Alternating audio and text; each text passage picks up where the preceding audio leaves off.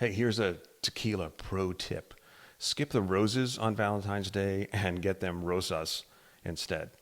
Now, Rosa tequilas are what the industry calls any tequila that has spent some time in a barrel that was previously used for wine.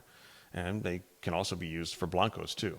So we conducted another blind tasting, and here's our list of 10 great options that could make your Valentine happier than flowers ever could. First off, we have Montagave Blanco Heritage.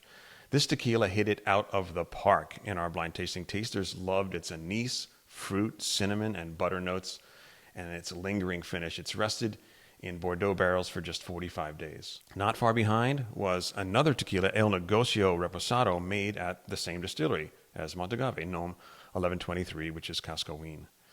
It's also aged in French oak Cabernet barrels for 4 months, with notes of agave, honey, vanilla, and apple.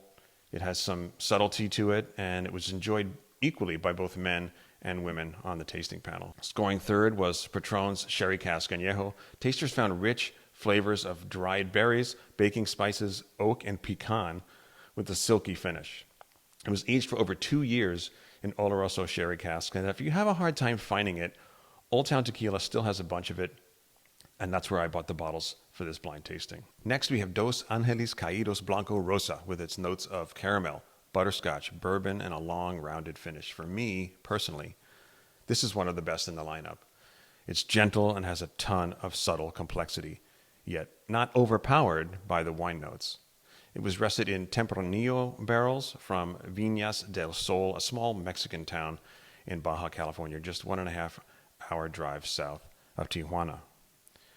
On its heels was Cascanes No. 9 Rosa Reposado. Now, this is a high-proof Rosa that brought a ton of rich flavors: caramelized agave, vanilla, cherry, and apple. It was aged for 82 days in French oak Cabernet barrels that came from various wineries in Napa, California. Next up was another one of our personal favorites, Don Fulano 20th Anniversario, aged entirely in sherry casks with layers of cooked agave, dried fruit, butter, pepper, and that slight signature Don Fulano funk. It's full of complexity. Just on its tail, and only available in the UK, Tico Blanco Rosa. This very light Rosa offered brine and mineral notes with a touch of baking spices and a dry finish. This one also comes from the Cascaween distillery, so they've obviously got their Rosa game down over there.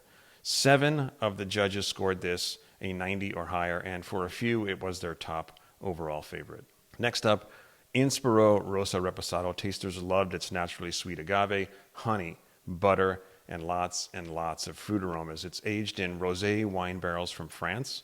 And one of the judges commented, all in all, great sipper. I would keep it in my shelf 100% of the time, and I totally agree with them. Hey, let's talk about Código. Código 1530 Rosa Blanco was one of the first Rosa Blancos I ever tried. They were into the wine cask game before it was trendy, and it still stands out for its cooked agave, light caramel anise, and warm fruit notes. And finally, we have Cascanes No. 9 Rosa Blanco.